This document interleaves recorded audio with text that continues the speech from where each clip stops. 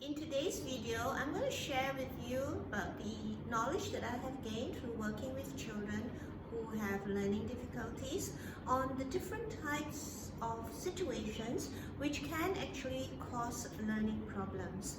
Very often when our kids don't do well in school, we send them to tuition. And the frustrating thing for us parents is when the results do not come or our child still struggles despite the amount of tuition that we send them to.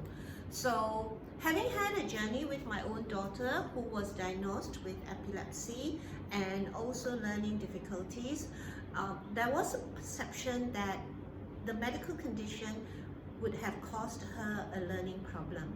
But in the course of my journey with her to try to understand why she was not learning, I soon found out that actually there are different causes to a child not being able to learn as well as they should. Some children are very bright and they still do not learn, mainly because of their learning styles.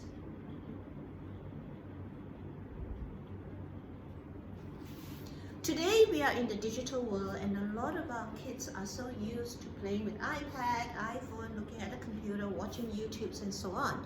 So they are so visual, but the methodology that is used in most schools are still very auditory, and this can sometimes create a learning problem.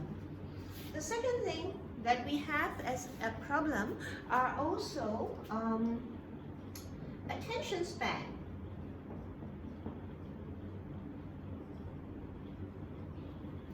Sometimes we get complaints from school that our child is bright, but they're just not learning because they're not paying attention. When it comes to attention span, there are so many things that can affect it.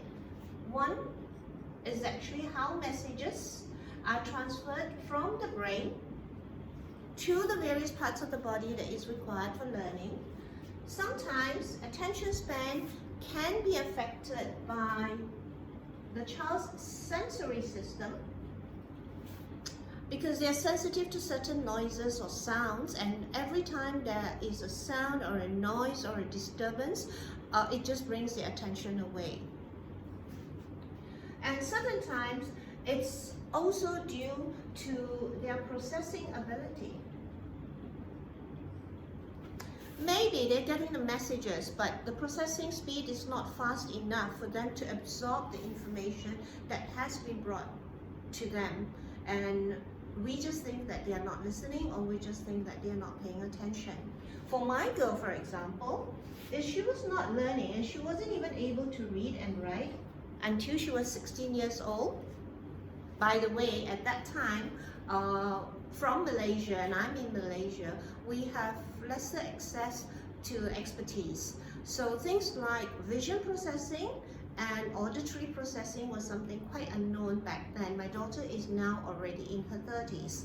So my daughter was not learning how to read and write when she was already 16, and we soon found out from a specialist in Australia that it was really called ability to process visually.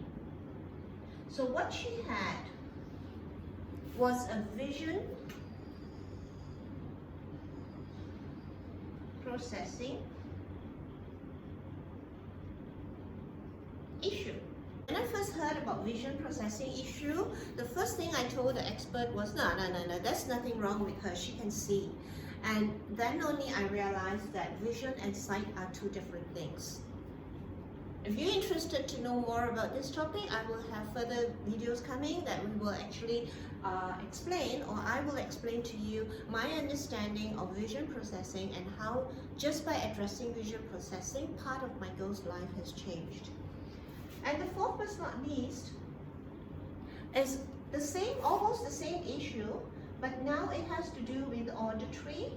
There are some children who do not respond as quickly as you expect them to because they have auditory processing issues. You tell them a piece of information and they do not get it. It's maybe that they've heard the message, it takes some time for the brain to compute before it comes out. And because they do not respond as fast as we do, we sometimes think that they're not listening, and what happens? We repeat. And as we repeat, the brain takes it like there's another message coming in, and it starts processing again.